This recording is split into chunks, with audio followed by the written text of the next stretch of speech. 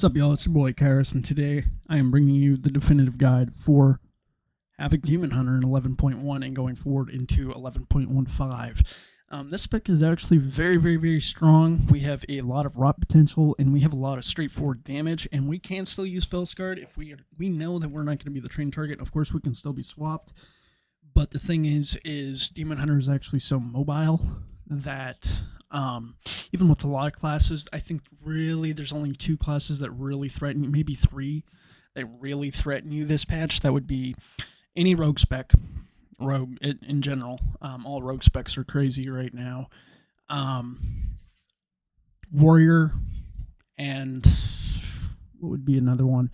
Pretty much anything with a stun that's physical for the most part. Hunter's a good one, but overall, Demon Hunter is actually a lot more tanky this season because Aldrachi is actually playable, which is actually pretty nice. It kind of does throw us back into the throw glaive build, which isn't bad because now we actually have an old tier set talent that's actually quite good, which is Screaming Brutality, which causes Blade Dance to throw a glaive at our primary target for 100%. And has a 50% chance to throw glaive at an enemy for 35% damage. Now, for each slash, that is. So that's actually really good. So what that actually enables us to do is pretty much have endless slows and not be wasting our Fury on throw glaive, except using it on Reaper's glaive, which actually feels pretty nice in the rotation, because you can actually do more damage by not wasting a global on a slow, which is something like Mountain Thane Warriors like to do as well. Of course, Hamstring's just a little bit better, but then again, if you're able to slow everything and still do huge amounts of damage, that's basically what this talent is for Demon Hunter. Same thing, just transitions forward into that kind of a thing. Anyway, so the thing with Aldrachi versus Fel Scarred is your Fel Blade makes you a lot tankier, which is really good coming from Season 1 to Season 2. I have 3 different builds, which is DH Chaos. That's what I call it, Demon Hunter Chaos, which is the Fel Scarred build. We have the normal Aldrachi Reaver build, which is just all your essence break, which is going to be your big damage go every 30 or every 40 seconds rather. But I tend to like the Rot build because not only does it complement a lot of the other stuff that we have, but it also complements a lot of your other damage profiles along with everything here. You can see, just as one example here, 3 caster Reaver's Glaive, Sigil of Spite, and a lot of this is bleed damage as well. The Hunt dot, Trail of Ruin dot, Immolation Aura is a dot, Soul Scar is a dot. A lot of this stuff is just ranged pretty much at this point. And you can still get your... I'm just going to click because I'm actually holding the mic.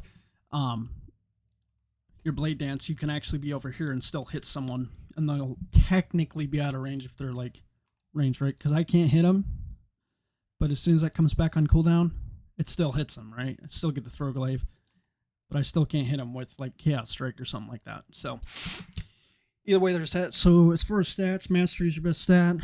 Get up to about 21,000 in PvP combat with all your different things, your tier set and everything else, and enchants, whatever else.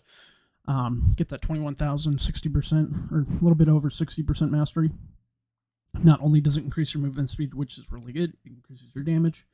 And I would say either go fully commit to versatility and or haste.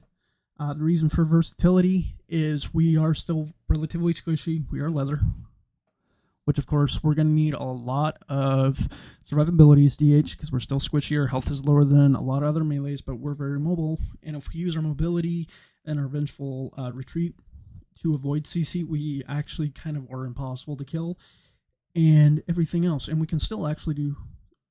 Basically, being able to pull out, we can still do quite a bit of damage. Okay, gone over that.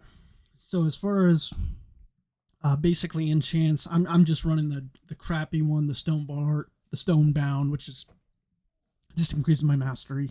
I haven't really gone too crazy with this guy yet as far as gearing. I think I pretty much got 1800, 1900 the first week, and then haven't played him really since until recently. Just get more practice on it. Okay, to understand like what builds work. I've come up with 3 builds that are actually working very well that actually do quite a bit of damage. So basically our rotation will look something like throw glaive, fell blade, something like that to engage, to connect to the target. Usually followed up with an I-beam into a blade dance, and then you're just spamming annihilation or chaos blades, whatever you want to call it. So that's pretty much our whole rotation. As far as our normal rotation, our burst rotation is going to look a little something like pretty much the hunt right out the gate into Reaver's Mark, into Sigil of Flame, I-beam, into Chaos Blade, not into Chaos Blade, but Blade Dance, Chaos Blade, and pretty much using Sigil of Smite to automatically try to get that next Reaver's Mark out so we can retain a high amount of damage from our Soul Scar, which is one of our highest damaging abilities, even single target. It's actually quite a bit of our damage. And if you're AoEing at all, it is definitely going to be your top damage overall over the course of the game. That's pretty much how the rest of it's going to go for the rest of the different talent builds, except for Fel Scarred. Fel Scarred's a little different.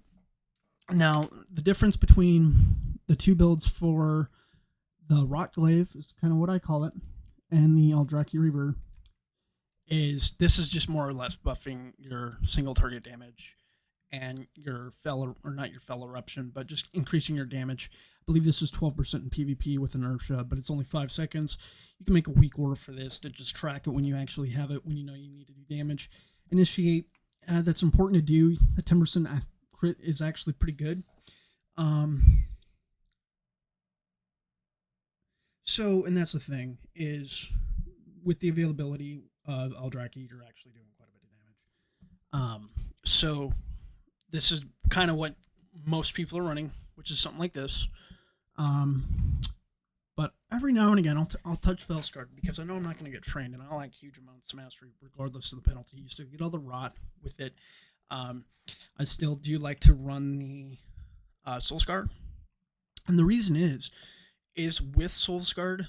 Okay, you know, I was testing something else, doing something wrong there, but something like this, and the major reason why is because a lot of Demon Hunter's damage is padded, and it's kind of scripted in a way where you can only do a certain amount because your damage revolves around cooldowns of your haste. Basically, the higher haste values you have, the lower cooldown like Blade Dance is and stuff like that, right? Which feels really, really good. So this is something I like to run. You just get a lot of damage from it. Now, I would even drop something like this and do something like this as well. But then again, I don't even really care for that. So this is normally something like what I would run here, which feels really good as well.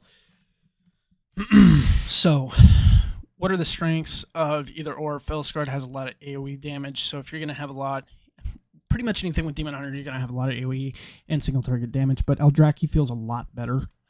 The only difference with Fel Scarred is rather simple. You're going to want to get all your immolation auras off. So basically, you'll get all your immolation auras off. I'm just going to be clicking it because I'm holding the mic. My stand broke. So you're basically going to be doing this. I'm not going to have it on the target. The mouse is going to go over there.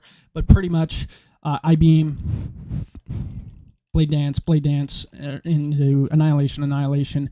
And that's pretty much your whole thing. You're always going to use your Sigil of Flame on the target.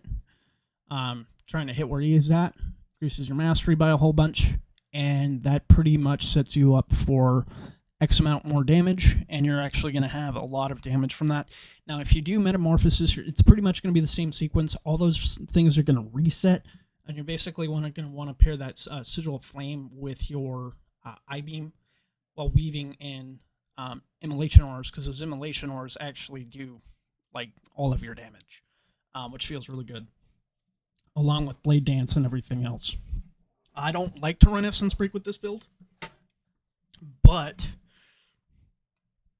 the difference with it is quite simple. You're not as tanky. You're more glass cannon-y, I feel like, but You know, sometimes you'll get those random, um, what is it called? Demon Surges that hit for 1.4 million. You know, you can still have huge crits, even if it's 800k. Well, 800k with a hunt into a blade dance, into a chaos blades, into a demon, inner demon. You know, you're still doing a lot of damage with it. So that feels really good. It really makes your I-beam damage scary, which actually translates into healing, which feels really good. The thing with both builds is you end up running either or. You end up running front-loaded damage with I-beam and or chaos blades and or backloading with bleed damage, which that's what I don't really like. I like to kind of balance between the two.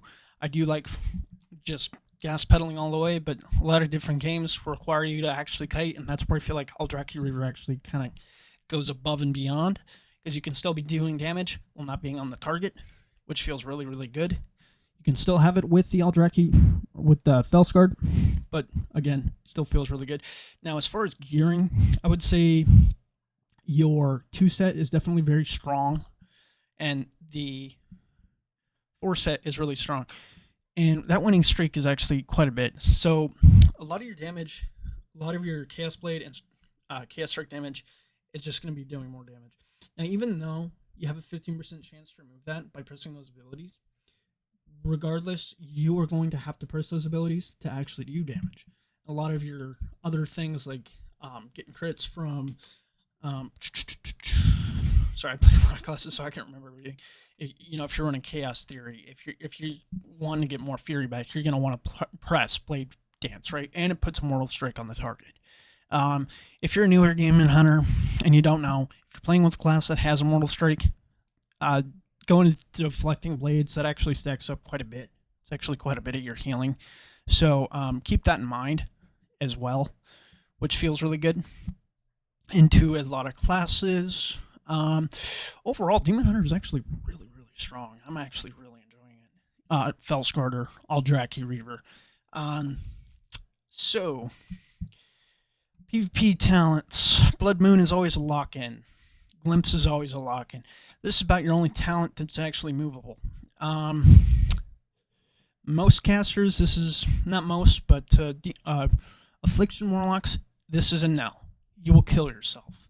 Reverse Magic is good into a lot of things, but I feel like with Demon Hunter, you're not always going to run this. Yes, it can be good, but I like Detainment because it makes... You're not going to randomly hit them, and then, you know, it's going to break. You know, because a lot of Demon Hunter's damage is AoE. Regardless of the changes that they made to it, you're still going to break it, which doesn't feel good. Illidan's Grasp, it's not good. I've never seen anyone run it. I've tried running it just to see, but it gets rid of Fel Eruption, which just does not feel that great. It makes a 1-minute cooldown. It's a tank ability. Keep it to the tank stuff, you know, just being annoying. But either way, Detainment's pretty much it. You can run Cleanse by Flame. That's where I like the Rot build, like into mages, just using my Immolation Ores as a freedom. You know, you can get 2 freedoms guaranteed, sometimes 3. I've had up to 4 or 5. Really good into Frost mages, stuff like that. You know, any mage, really. Anything with a magical root, really good.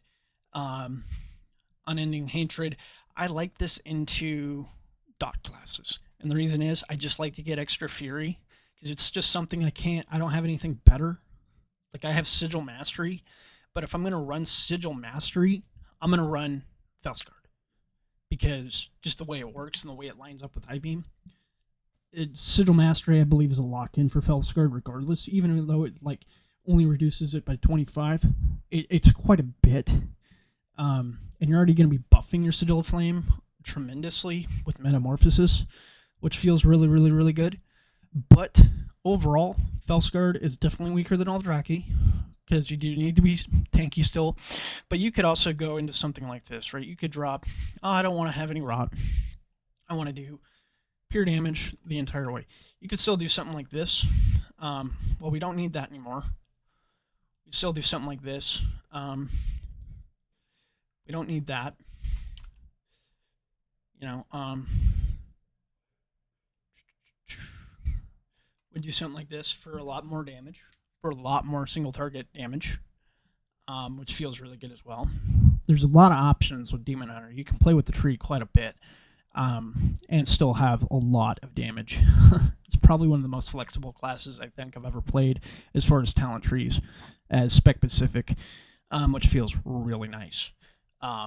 So, talk about main stats, PvP stats, Glimpse and Blood Moon or Lock-In, regardless. As far as enchants, I've seen Radiant Power and Authority of the Depths being used. I would say go Radiant Power. I believe Authority of the Depths isn't scaling like it did in PvP like last season. I don't know. It's still doing quite a bit of damage, but I could be wrong. It could still be really good. But overall, I just like having more damage in main stats, so that's always kind of what I prefer. Of course, it can be good if you're running more haste, but I think with the haste values, even for Demon Hunter, we don't get as... It doesn't proc as much if you have less haste. Let me just put it like that way with Authority of the Depths. If you have more haste, it feels better, but I think overall Mastery is just still going to be your best stat. It's just more damage, you move faster, it just feels better regardless. But we should be pretty much hitting the point where we have full sockets, full enchants, full epics, and everything else. So we should be pretty stout for the season coming forward and being able to push 2100 and 2400, or even 1800 if you're lower rated. Just getting the set and enjoying the game, right? So run the 4 set, 2 set. It's all really good. Demon Hunter's in a very good spot. I'm enjoying it a lot. As far as stats, you can play around a little bit. Feels really good. So, good luck and, enjoy the season. And you guys have a good one. Goodbye.